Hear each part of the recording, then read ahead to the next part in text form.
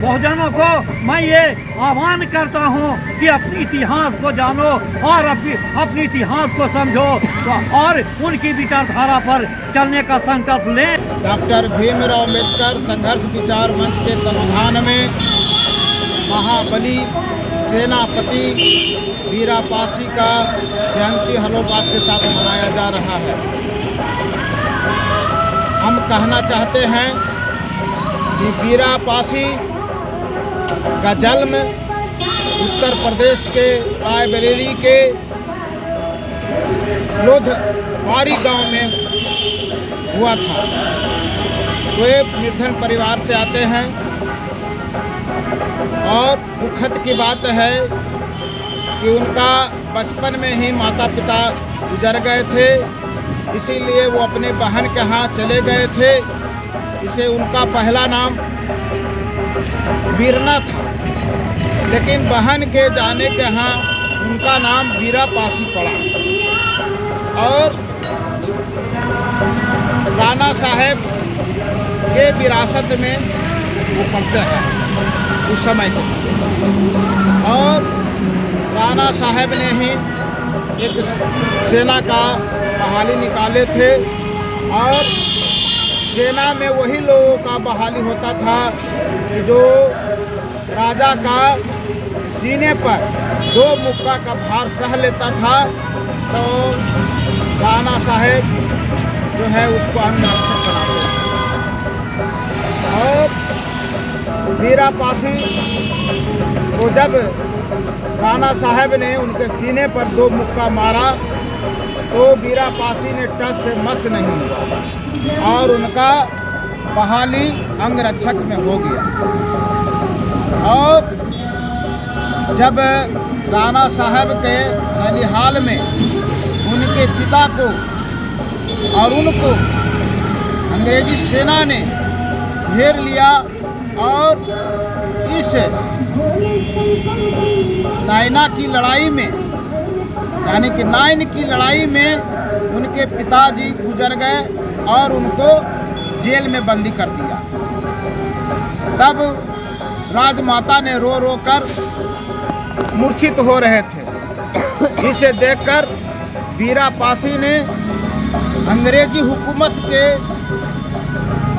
Jail को तोड़कर राणा साहब को जेल से बाहर निकालने का काम किए थे, जिसे खुश होकर राणा साहब ने उसको अपना सेनापति बना दिया और वीरा की लड़ाई में और राणा साहब को जान बचाने के क्रम में वीरापासी वीरगति को प्राप्त की और इस बलिदान को भारत के इतिहास में स्वर्ण अक्षरों में लिखा गया है, जिसे आज हम उनके 11 नवंबर को याद कर रहे थे।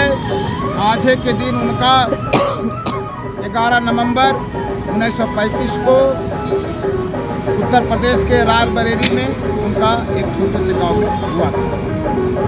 यहाँ पर जितने भी उपस्थित हैं सभी ने एक स्वर से शपथ लिए हैं कि हम भी वीरापासी के रास्ते पर चलकर अनुकरण करते हुए इस देश को आगे बढ़ाने में अहम भूमिका निभाएंगे। मैं रामदेव चौधरी डॉक्टर भीमराव अम्बेडकर संघर्ष विचार मंच डॉक्टर भीमराव अम्बेडकर संघर्ष विचार मंच के तत्वाधान में 50 चौक बिहार शरीफ नालंदा में वीरापासी का जयंती हम लोग मना रहे हैं। साथियों, वीरापासी बहुजनों का एक वीर योद्धा, नौजवान और ताकतवर सेनापति थे।